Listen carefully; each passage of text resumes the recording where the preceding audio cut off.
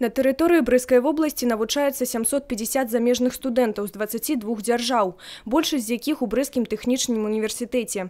Сустрэчы з прадстаўнікамі ўпраўлення па грамадзянстве і міграцыі тут праходзяць рэгулярна.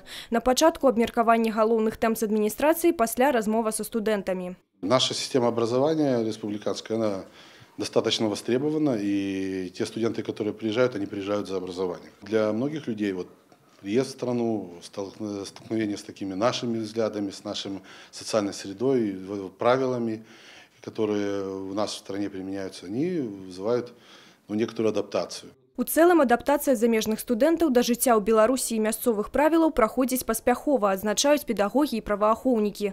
Гэта вынікі сумеснай работы супрацоўнікаў управлення па грамадзянстве і міграцыі і установ адукацыі. Аднак бываюць і выключэнні. В этом году иностранцами совершено 54 административных правонарушений. Это, как правило, большая часть по линии ГАИ, но вместе с тем и за нарушение миграционного законодательства привлечены 6 иностранцев. Из них эти 6 иностранцев за грубое поведение и за грубые правонарушения выдворены за пределы Республики Беларусь. Сярод тых, хто непрыемна адзначыўся, і студэнт з Нігерыі, які навучаўся ў Брэскім тэхнічным універсітэце. На яго рахунку шэраг адміністрацыйных правапарушэнняў. Управленне па грамадзянстве і міграцыі пайшло на сустрэчу, студэнту давалі час выправіцца, аднак беспаспяхова. По факту первого административного правонарушения с данным иностранным студентом проводилась профилактическая работа.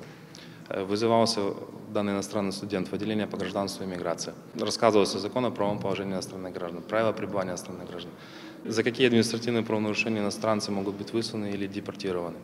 Падобныя сустрэчы пройдуць ва ўсіх універсітэтах, дзе навучаюцца замежныя студэнты. Анастасія Кудзіч, Александр Сівіцкі, тэлерадыёкампанія «Брэст».